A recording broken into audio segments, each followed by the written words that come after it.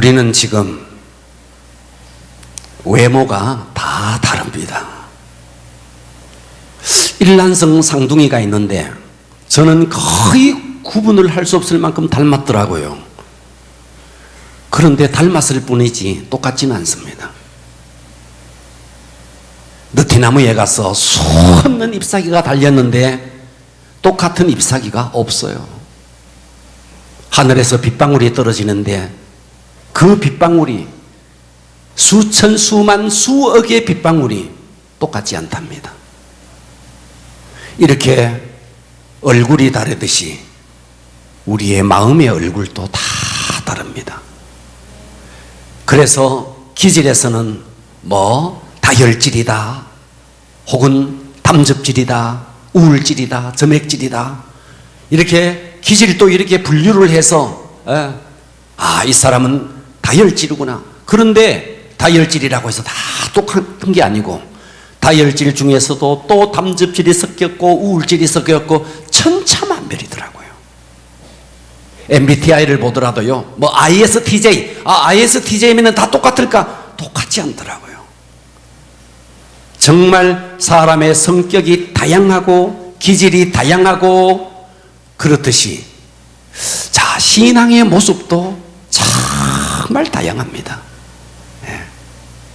우리가 지금 똑같이 이 자리에 앉아서 예배를 드리는데 오늘 이 예배가 끝날 때쯤 오늘 이 말씀은 하나님께서 내게 주신 말씀이야, 가슴이 뜨거워지고 정말 이대로 이렇게는 살 수 없어, 이런 사람이 있는가 하면 눈꺼풀이 한이라.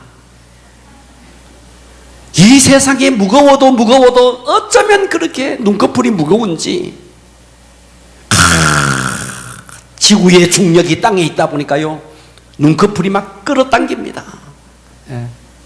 그리고 그렇게 살다가 우리는 허망한 이 시간을 가지고 또다시 세상으로 갑니다. 제가 아는 지인 가운데 아는 한 사람이 어느 날 제게 와서 이렇게 이야기했어요. 목사님, 제 아들 중에 10대 때에 가정이 경제적으로 너무 어렵고 그분 자체가 육체의 질병 때문에 너무 힘든 시절이 있었는데 이 아이가 사춘기 10대 때 너무나 편안하게 잘 지나가더라는 거예요. 이야, 어쩌면 이렇게 사춘기를 이렇게 무난하게 지나가나 그랬는데 이 아이가 20대가 되고 대학생이 됐는데 웬걸 그때부터 사춘기가 시작돼 가지고 그야말로 10대 때 했던 사춘기보다가도 더 아주 요란하게 사춘기를 지나더라는 거예요. 그러면서 저한테 와서 이렇게 물었어요. 목사님, 지랄 총량의 법칙을 아십니까? 그게 뭐냐고. 사람마다 다 지랄 총량의 법칙이 있다는 거예요. 누구나 다가 일정량의 지랄의 총량이 있는데 이게 사춘기 때 다 발산을 하면 이제 20대가 되고 30대가 되면 괜찮은데 어차피 우리 인생에게는 지랄 총량이 있다는 거예요. 그래서 이것이 10대에 발산이 안 되면 20대 때 발산되든지 20대 때 발산 안 되면 노인이 돼서도 이것이 발산되니 모든 사람에게는 지랄의 총량이 있다. 아십니까? 그러더라고요. 여러분, 사춘기가 뭡니까? 사춘기는 이유 없이 반항하는 겁니다. 이유 없이 짜증을 내고 이유 없이 앙탈을 부리고, 그래서 이 시기를 질풍노도의 시기라 그러대요. 부모가 감당이 안 돼요. 그런데 사춘기만 있느냐? 사춘기만 있는 게 아니에요. 꼰대가 있습니다. 꼰대가 뭐냐? 나이 드신 분들이 자기의 경험을 일반화시켜서 그것이 옳다고 남을 가르치려고 드는 꼰대. 그래서 젊은 사람들이 이렇게 저 꼰대. 그래서 어떤 의견이 딱 대립이 될 때 겉으로는 말하지 않고 속으로 이렇게 말합니다. 내가 누군지 알아? 응? 나를 우습게 보나 본데. 꼰대라는 거예요. 꼰대들은요, 이런 의식들이 가득 차 있습니다. 어디를 가더라도 서열을 따집니다. 예. 그러다가 자기의 뜻이 관찰되지 아니하면 자기만의 동굴에 숨습니다. 성경에도 보면 이런 꼰대들이 나오더라고요. 예수님이 막 사역을 하는데 예수님의 제자들이 막 따라다녔어요. 그때 바리새인과 서기관들이 예수님에게 와서 따집니다. 랍비여, 왜 당신들의 제자들은 유대의 전통을 지키지 않는 겁니까? 영락없는 꼰대의 모습으로 등장합니다. 자, 오늘 제가 사춘기라든지 꼰대라든지, 자, 이러한 모습들이 알고 보면 다 성숙하지 못한 모습들이에요. 예. 자, 이것이 영적으로도 그대로 나타나서 교회 안에서도 예수를 10년을 믿어도 20년을 믿어도 여전히 방황하고 여전히 갈등하는 사춘기의 모습이 그대로 있다는 거예요. 10년, 20년을 믿어서 이제는 어떻게 되는가? 정말 영적으로 장성해져야 되는데 어떻게 되느냐? 아주 영적 꼰대의 모습으로 자기와 대립각을 세우면 갈등을 하다가 그것이 통과되지 않으면 자기만의 동굴로 숨어버리는 이와 같은 꼰대들이 교회 안에 너무나 많다는 거예요. 수십 년 동안 신앙생활을 해서 교회 안에서 집사가 되고 안수 집사가 되고 장로가 되고 권사가 돼도, 아니 몸 아이들이 자라서 10년 20년이 자라서 청년이 되는데 영적으로는 아주 난장이와 같은 모습으로, 그와 같은 모습으로 아주 평생을 살아가는 그런 사람들이 한두 명이 아니라는 거예요. 자, 오늘 본문 속에 세 종류의 사람이 등장합니다. 오늘 본문에 보면 육에 속한 사람, 또 육신에 속한 사람, 또 신령한 사람, 이 세 사람이 등장합니다. 저는 오늘 이 본문을 가지고 영적 사춘기, 사춘기와 꼰대를 버려라, 오늘 한번 도전 받아 주실래요? 아멘. 과격하게 아멘 합시다. 아멘. 할렐루야. 아멘. 고개를 다 들어주세요. 그리고 정말 은혜 한번 받아봅시다. 아멘. 은혜 받읍시다. 아멘. 눈동자와 눈동자가 마주쳐야 됩니다. 여러분이 뭐라고 눈을 내립니까? 뭐라고 눈을 내려야 됩니까? 눈을 닫으세요. 할렐루야. 아멘. 저를 보세요. 이 멋진 남자를 좀 봐주세요. 아, 이 웃음은 비웃음에 가까운 웃음인 것 같아요. 자, 오늘 영적 꼰대, 영적 사춘기, 이거 한번 회복합시다. 아멘. 언제까지 10년을 믿었는데, 20년을 믿었는데, 아니 교회에서는 그토록 화려한 직분을 갖고 있는데 어떻게 우리가 그렇게 살아야 합니까? 오늘 한번 회복합시다. 아멘. 할렐루야. 아멘. 오늘 첫 번째 등장하는 사람은 육에 속한 사람입니다. 따라서 합니다. 육에 속한 사람. 이 육에 속한 사람은 어떤 사람이냐? 한마디로 말하면 하나님을 믿지 않는 사람이에요. 육에 속한 사람 하면 하나님을 믿지 않는 사람. 육에 속한 사람? 하나님을 믿지 않는 사람. 한 번 더. 육에 속한 사람? 하나님을 믿지 않는 사람. 뇌에 새기셔야 됩니다. 육에 속한 사람 뭐라고요? 하나님을 믿지 않는 사람. 하나님을 믿지 않는 사람이에요. 그러면 이 사람이 세상 밖의 사람이냐? No, 아니에요. 교회 안의 사람이에요. 지금 오늘 이 고린도 전서는 바울이 고린도 교회에다가 편지를 쓰고 있는 거예요.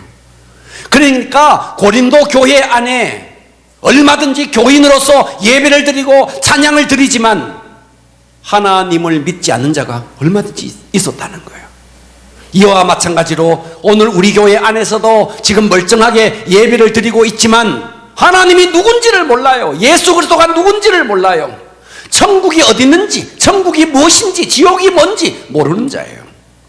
이런 자가 바로 육에 속한 사람, 하나님을 알지 못한 사람. 성경은 여기에 대해서 뭐라고 말하는가? 2장 14절에 보니까 육에 속한 사람은 하나님의 성령의 일들을 받았다 받지 아니했다?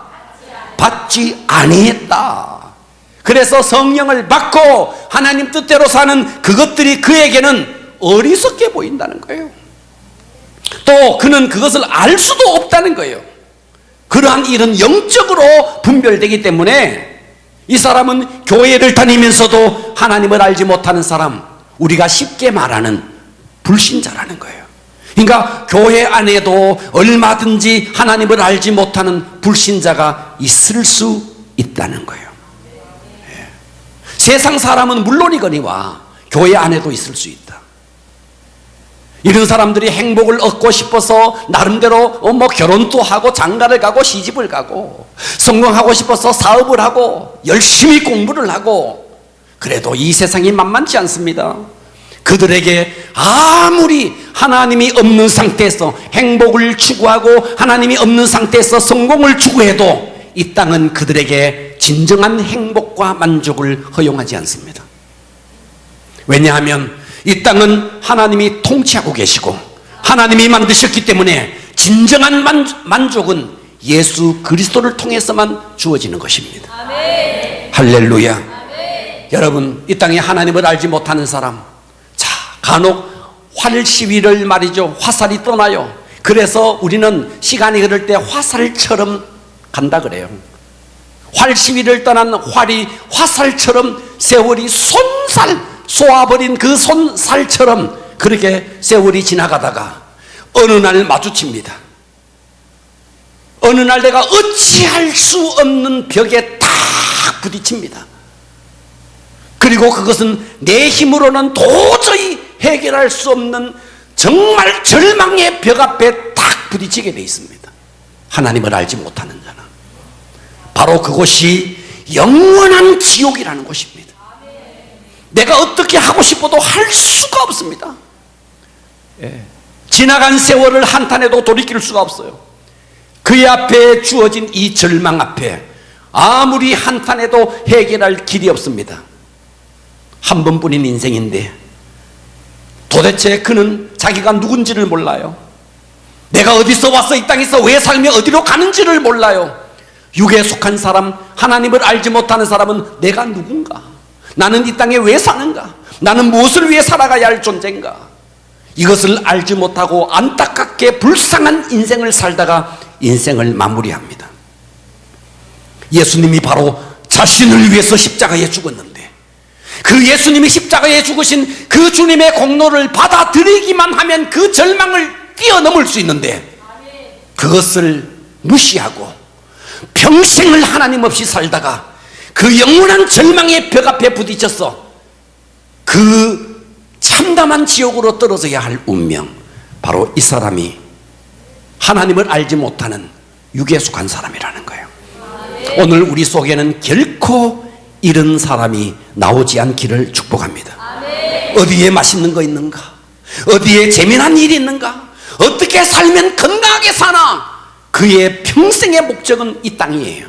그래서 육에 속한 사람은 그렇게 살다가 그렇게 죽어 영원한 지옥으로 떨어지는 자예요. 자, 두 번째, 육신에 속한 자가 있습니다. 오늘 본문 속에 육신에 속한 자가 나오는데, 두 번째는 이 육신에 속한 사람은 영적 어린아이예요. 육신에 속한 자 하면 영적 어린아이, 이렇게 하겠습니다. 육신에 속한 자, 영적 어린아이. 과격하게 육신에 속한 자, 영적 어린아이. 자, 두 번째는 교회 안에 첫 번째 불신자, 하나님을 알지 못하는 자, 성령의 그 받음을, 성령이 있음도 알지 못하고 하나님 뜻대로 살아가는 그 자체를 무시하는 이런 교회 안에 육에 속한 자가 있는가 하면 육신에 속한 자가 있다는 거예요. 성경은 이에 대해서 3장 1절에 이렇게 말합니다. 형제들아, 내가 신령한 자들을 대함과 같이 너에게 말할 수가 없다. 어떤 자가? 육신에 속한 자는 신령한 자들처럼 내가 대할 수가 없어서 어떻게 말하는가? 육신에 속한 자 곧 그리스도 안에서 어린 아이들을 대함과 같이 하노라. 그러니까 바울이 볼 때 고린도 교회 안에 불신자, 육에 속한 자, 하나님을 알지 못한 자가 있고, 두 번째는 육신에 속한 자, 영적으로 어린 아이가 있다 하는 거예요. 이 사람은 교회에 출석해요. 정기적으로 교회에 출석해서 수없이 하나님의 말씀을 들어요. 그러나 복음을 누리지 못해요. 말씀을 누리지 못해요. 수 없는 날 교회에 와서 예배를 드리고 말씀을 듣지만 말씀 따로 나 따로 국밥이야. 말씀이 아무리 선포되어도 말씀은 말씀일 뿐이고 나는 나일 뿐이고. 예. 지금 이 시간에도 오늘 이 말씀을 들으면서 이 말씀이 내게 주시는 음성으로 들어서 가슴이 뜨거워지는 사람이 있는가 하면 눈꺼풀이 쳐지는 사람이 있을 수 있다는 거예요. 여러분, 오늘 우리 똑같이 예배를 드립니다. 예배가 끝나면 우리는 아래층으로 내려갈 겁니다. 그리고 식사도 하고 커피도 마시고 교우들을 만나서 인사도 하고 때로는 웃기도 하고 그러다가 우리는 또다시 돌아갑니다. 내 일상으로 돌아갑니다. 말씀은, 지금 던져지는 이 말씀은 그저 스쳐 지나가는 하나의 생각일 뿐, 빼앗긴 말씀의 허물을 가지고 세상으로 다시 돌아갔어. 다람쥐 쳇바퀴 돌듯이 일주일 내내 말씀이고 하나님이고 예수님이고 아무 생각도 없이 그냥 일상에 빠져서 열심히 살아가는 현대인들. 여러분 이게 내 모습이지 않습니까? 자신을 한번 돌아보십시오. 보세요. 지구가 있습니다. 지구는 흙으로 만들어졌어요. 그렇죠? 지구는 흙으로 만들어졌어요. 그런데 우리의 육체가 어디서 왔느냐 하면 흙에서 왔어요. 그래서 이 육체라는 것은요, 지구는 중력이 있어서 계속 당깁니다. 자, 제가 이 수건을 던지면 이 수건은 땅이 당기기 때문에 땅으로 돌아와요. 이 육체는 흙에서 왔어요. 흙에서 왔기 때문에 이 땅이 모두 그 중력에 의해서 당기듯이 우리의 이 육체의 사람은요, 육신대로 살렸고 아주 막 땅이 끌어당겨서 땅을 위해서 살렸고 이게 저절로 그렇게 되게 돼 있는 거예요. 예. 우리의 육신은요, 저절로 땅만 바라보고 땅을 위해서 그렇게 살게 돼 있는 거예요. 근데 하나님께서 우리에게 생기를 불어 넣어 주었습니다. 이 생기는 어디로부터 왔느냐? 하늘로부터 왔어요. 그래서 영적인 사람은 어떻게 살려고 하느냐? 하늘을 위해서, 천국을 위해서 살려고 하는 겁니다. 그런데 육신의 사람은요, 땅을 위해서 사는 거예요. 그래서 우리가요, 몸부림치지 아니하면 마치 강물이 흘러가는데 나무 토막이 말이죠, 그냥 강물에 의해서 여지없이 흘러가 버리듯이 상류를 향해서 부담이 올라가지 아니하면 멈춰 있으면 그냥 흘러가 버리듯이 우리의 신앙생활은요, 전쟁입니다. 전쟁. 내가 천국을 추구하면서 살 것인가 아니면 머물러 있을 것인가. 머물러 있으면 여지없이 그냥 흘러가는 거예요. 어떻게 사실래요? 지금 저는 이 말씀을 던지면서도 과연 여러분들은 무슨 생각을 할까, 이런 생각이 있어요. 땅을 위해서 살 것인가, 하늘을 위해서 살 것인가. 가만히 있으면 그냥 여지없이 흘러가는데, 그러다가 천길낭떠러지로 떨어지는데 분투해야 됩니다. 할렐루야. 더 이상 자신을 그냥 놓아버리고 놓쳐버리고 세상이 끄는 힘대로 그냥 놓아버리고 그러면 우리는요, 어떻게 되는가? 자, 고린도전서 3장 1절을 다시 보십시오. 형제들아, 내가 신령한 자들을 대함과 같이 너희에게 말할 수가 없어서 육신에 속한 자 곧 그리스도 안에서 어린 아이들을 대함과 같이 한다. 고린도 교회 안에 이 편지를 쓰는데 오늘 이 말씀은 우리 교회 안에 오늘 주께서 주시는 말씀이에요. 고린도 교회는 어느 교회보다도 예언, 통변, 투시, 무슨 온갖 은사가 충만했던 교회예요. 은사는 많았지만 영적으로는 난장인 거예요. 예.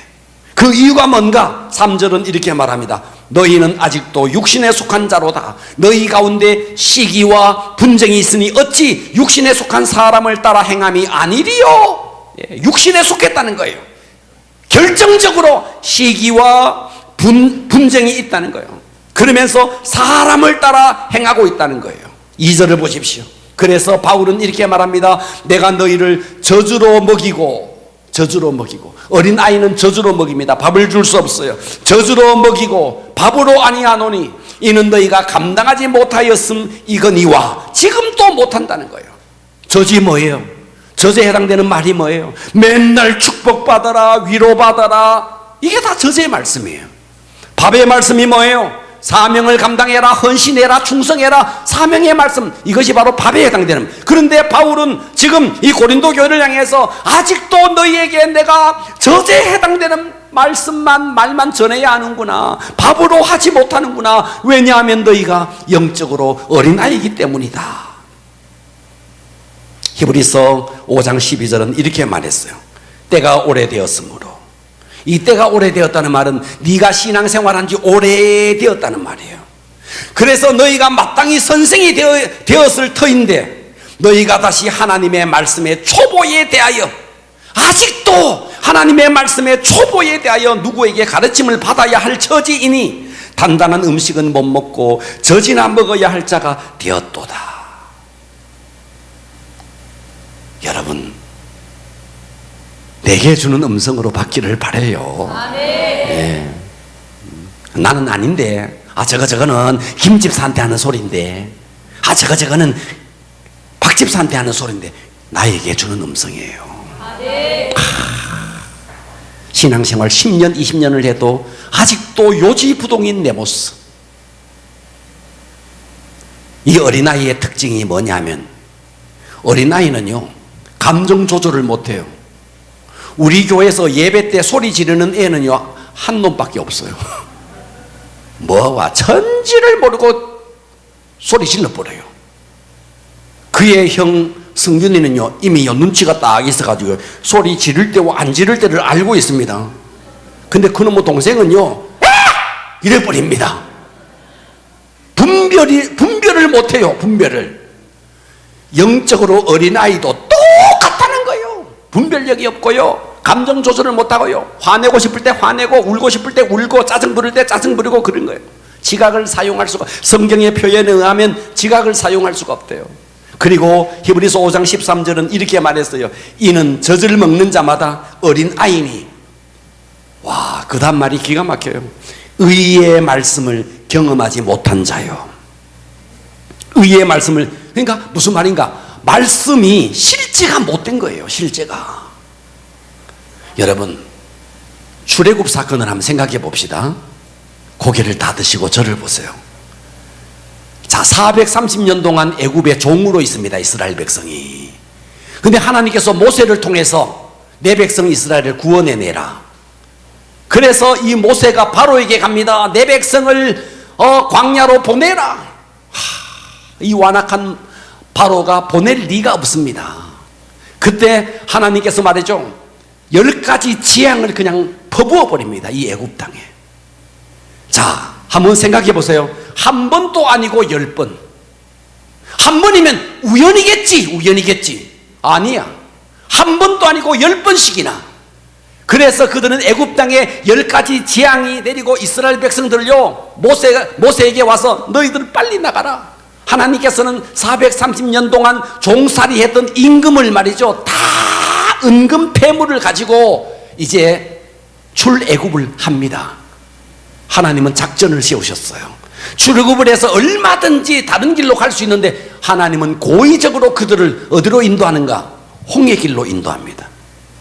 딱 나오니까 앞에는 푸른 홍해가 있고 뒤에는 마지막 절규처럼 바로가 군대를 거느리고 따라옵니다. 자, 우리 한번 상상을 해보십시다. 하나님께서 10가지 재앙, 피재앙, 이재앙, 개구리 재앙, 온갖 재앙을 내려가지고 그 애굽을 초토화시켜 버렸습니다. 애굽의 그 막강한 애굽을 초토화시켰어요. 이런 상태에서 이제 출애굽을 해서 나옵니다. 이 정도가 됐을 때 앞에는 홍해고 뒤에는 애굽 군대가 따라온다. 적어도 저라면요 이렇게 말할 것 같아요. 하나님, 까딱없습니다. 저놈들이 지금 먼지를 일으키고 따라오지만 까딱없습니다. 왜요? 나는 하나님이 살아계신다는 것을 몸소 경험했습니다. 온 그 나일강을 피로 물들여버리고 바로의 밥상까지 개구리로 뛰어들게 하고 이 재앙을 일으키고, 아니 장자들까지 다 죽여버렸던 그 하나님이 죽었습니까? 절대로 속지 않습니다. 저들은 지금 먼지를 일으키고 우리를 쫓아오지만 두려워하지 않습니다. 하나님, 역사하여 주시옵소서. 나는 그럴 것 같아요. 듣고 계십니까? 나는 그럴 것 같아. 왜? 나는 하나님을 봤거든. 하나님의 역사심을 봤거든. 그 10가지 재앙을 내리면서 그 어마어마한 애굽을 황폐화시켜버리고 초토화시킨 그 하나님의 역사를 보았거든요. 그런데 그들은 그 모든 광경을 다 보고도 이제 애국 군대가 쫓아오는데 그들의 고백을 보십시오. 성경을 보겠습니다. 뭐라 그러는가? 출애굽기 14장 12절에 이렇게 말해요. 우리가 애굽에서 당신에게 이른 말이 이것이 아니냐. 모세를 향해서 항변합니다. 이르기를 우리를 내버려 두라. 우리가 애굽 사람을 섬길 것이라 하지 아니하더냐. 애굽 사람을 섬기는 것이 광야에서 죽는 것보다 낫도다. 뭐예요? 구원은 받았고 하나님의 음성을 들었지만 말씀이 전혀 실제가 되지 못했습니다. 하나님의 전능하심을 경험하고도 그들은 말씀이 실제가 되어 있지 못하는 겁니다. 그때는 그때고 지금은 지금이고, 여러분, 하나님은 그때나 지금이나 동일하십니다. 하나님의 말씀은 그제나 지금이나 동일하십니다. 그대로 역사하십니다. 믿는 자를 통해서 지금도 역사하십니다. 어떤 자에게? 말씀이 실제가 된 자에게만이 그렇습니다. 교회를 첫날을 다녀도 만날을 다녀도 말씀이 실제가 되어 있지 못한 자가 있을 수 있습니다. 아예 모태 장아찌라도, 아주 모태 신앙, 아주 3대 4대 예수를 믿은 모태 신앙이라도 말씀이 실제가 되어 있지 않는 자는 영적으로 어린아이라는 거예요. 할렐루야. 미국의 하워드 휴즈라는 사람이 백만장자였습니다. 요즘은 뭐 백만장자가 아무것도 아니고 그랬지만요, 요즘은 뭐 억만장자 그러지만요, 과거에 백만장자는 대단했습니다. 하워드 휴즈가 백만장자였어요. 그런데 이분이 말년에 우울증에 걸립니다. 그래서 방 안에 웅크리고 앉아서 그 어떤 사람이 찾아와도 만나지 않습니다. 그리고 그는 깡통 음식을 먹으면서 사람도 만나지 못하고 근근히 연명하다가 죽습니다. 혼자 쓸쓸하게, 가족도 없이 쓸쓸하게 죽어요. 그 백만장자가, 그에게는 어마어마한 돈이 있는데 그 돈을 쌓아놓고 그가 죽은 원인이 뭔가? 영양실조로 죽었어요. 영양실조로. 그 엄청난 재물을 쌓아놓고 먹지 못하고 사람을 만나지 못하고 영양실조로 죽었어요. 여러분, 하나님의 말씀은 어마어마한데 이 말씀 한 말씀이 내게 실제가 되지 못해서 영적 갓난뱅이로 살아가는 자가 이 땅에 너무나 많다는 거예요. 그래서 늘 방황하고 사춘기의 방황과 꼰대의 고집이 뒤섞여가지고 자기만의 고집으로만 살아가는, 여러분, 이거를 버려야 됩니다. 이거 버려야 돼요. 사춘기도 버리고 꼰대도 버리고 이거 버려줘야 돼요. 그래야 영적으로 성숙하는 거예요. 할렐루야. 세 번째는요, 신령한 자입니다. 세 번째 뭐라고요? 신령한 자는 영적으로 장성한 자예요. 15절에 보니까 이렇게 말했어요. 신령한 자는 모든 것을 판단하나 자기는 아무에게도 여기 신령한 자가 나오죠. 신령한 자.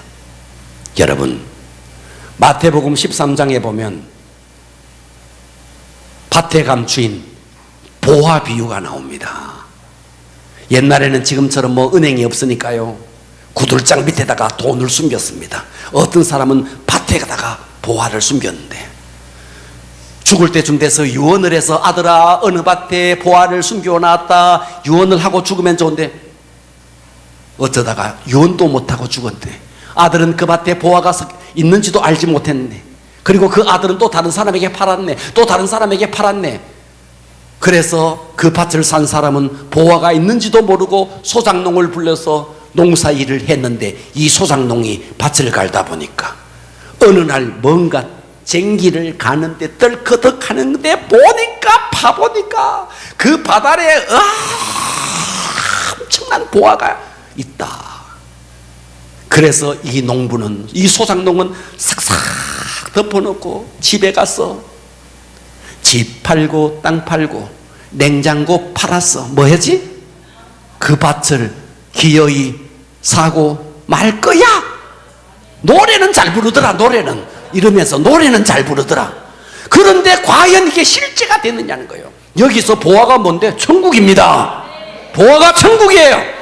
천국을 발견한 자는 집도 팔고 땅도 팔고 냉장고도 팔아서 그 천국이 있는 밭을 산다는 거예요. 그런데 우리는 어때요? 오늘 우리의 신앙은 과연 어떠냐고요? 네. 노래는 그렇게 부르면서 다리도 살짝 올라가면서 그렇게 춤은 잘 추면서 과연 이 말씀이 내게 실제가 되어 있느냐는 거예요. 마태복음 13장 44절을 보십시오. 천국은 마치 밭에 감추인 뭐와 같다? 보화와 같으니 사람이 이를 발견한 후 그걸 숨겨두고 기뻐하며 돌아가서 자기의 소유를 다 팔아. 집도 팔고 땅도 팔고 냉장고도 팔고 휴대폰도 팔고 다 팔고 기어이 그 땅을, 그 밭을 산다는 거예요.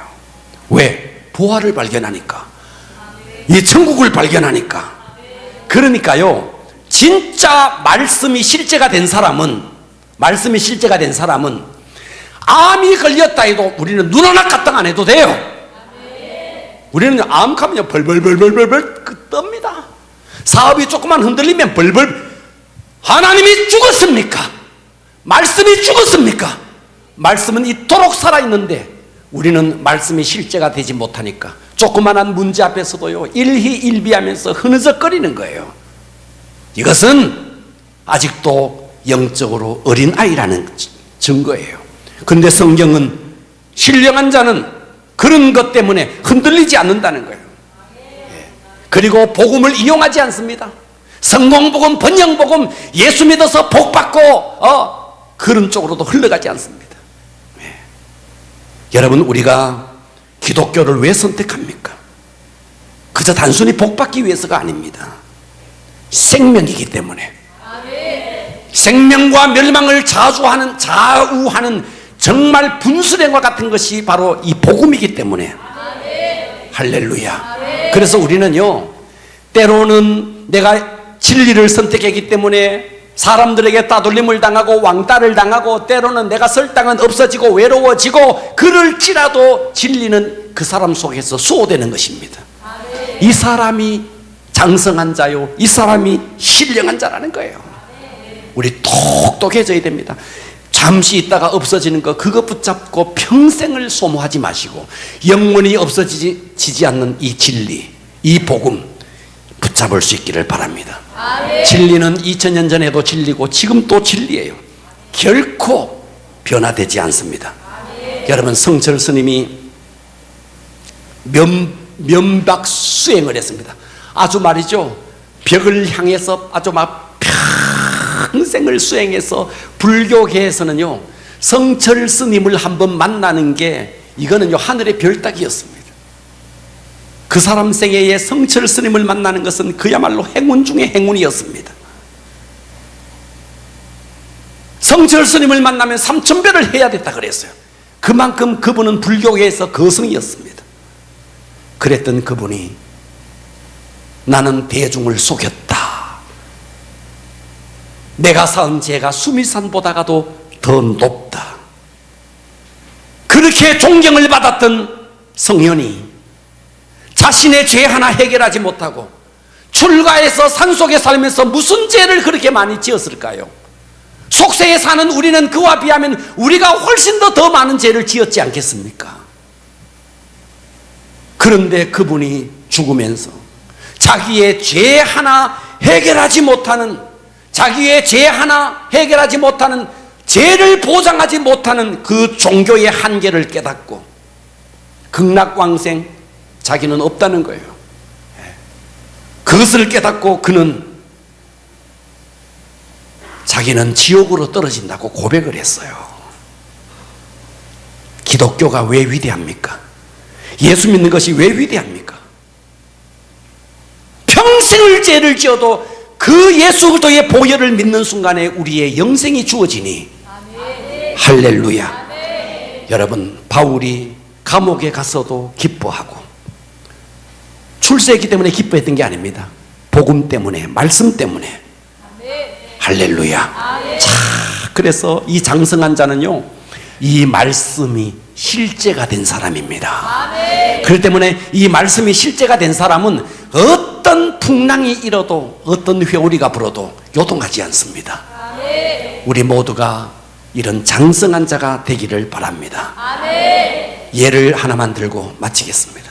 여러분, 여러분의 호주머니에 이해가 될지 모르겠지만 100억짜리 수표가 있다고 가정을 해봅시다. 얼마요? 나는 한 1000억 좀 있으면 좋겠어요. 말도 안 되는 소리지만 한 1000억 정도 있으면 좋겠어요. 100억 말고 100조 합시다. 100조 100조에 해당되는 수표가 내 호주머니에 있어요. 이거를 가지고 100조를 가지고 여기 앞에 슈퍼마켓에 가서 뭘 좀 사 먹으려 그러니까 거스름 돈이 없는 거야. 저기에 100조에 어떻게 거스름 돈을 주겠어요. 그래서 내가 지금 배가 좀 고파. 먹을 게 없어가 배가 좀, 이 수표를 가지고 이 지금 100조짜리 수표를 이 호주머니 속에 넣어놓고도 이게 지금 말이죠, 라면을 하나 못 사 먹어가지고 빵을 하나 못 사 먹어 배가 고파. 이준원 집사님, 엄청 비참한 사람이죠, 이 사람. 100조를 가지고 있는 사람이 빵 하나 때문에 좀 배가 고프다는 것 때문에 비참합니까? 아무것도 아니지. 그렇지 않아요? 내가 얻은 구원은요, 100조로도 해결이 안 되는 거야. 그것으로도 비교할 수 없는, 이거는 상상할 수 없는 복이에요. 그렇기 때문에 세상에 조금 힘들다, 어렵다, 그런 것 때문에 일희일비해야 되겠느냐, 이 말씀이에요. 이 복음의 위력을 소유한 자가 기독교인입니다. 바로 이 사람을, 이 말씀이 실제가 된 사람이 장성한 자예요. 우리 꼰대, 사춘기, 방황하는 사춘기, 이거 이제 좀 버려버리고 장성한 자가 되기를 축복합니다. 말씀이 실제가 되기를 축원합니다. 기도하겠습니다.